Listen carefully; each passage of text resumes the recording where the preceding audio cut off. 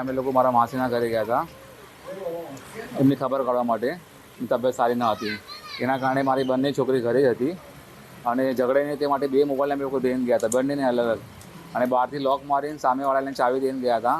એ દરમિયાન મારી છોકરીના હાથમાંથી કંઈક ફોન પડી ગયો હશે પાણીમાં, તો એવું નોટ્સ એ રાખી ગઈ હતી કે મમ્મી મને માફ કરજે માં, મારેથી ફોન પડી ગયો છે અને ચાલુ થતો નથી, તો મને માફ કરજે ને હું આવું પગલું ઉપાડું છું.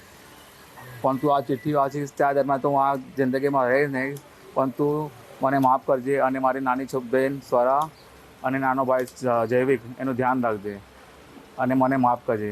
એવું કહીને એ આવું ગલત પગલું ઉપાડ્યું. હું દરેક માતા પિતાને એ કહેવા માગું છું કે આ મોબાઈલ જોઈને જે બાળકને આવી બુદ્ધિ હોતી નથી, ફાંસી શું છે એ ખબર હોતી નથી, પણ એ મોબાઈલ જોઈને એણે આવું પગલું ઉપાડ્યું.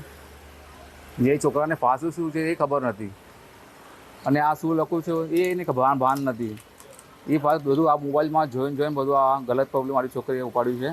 તો હરેક માતા પિતાને મારું એવું જ કે છે મોબાઈલનો વધારે તમે લોકો ઉપયોગ ના આપો નાના બાળકોને, એ જ મારી વિનંતી છે. અમારી તમામ માહિતીથી અપડેટ રહેવા માટે જોડાયેલા રહો S9 ન્યૂઝ સાથે.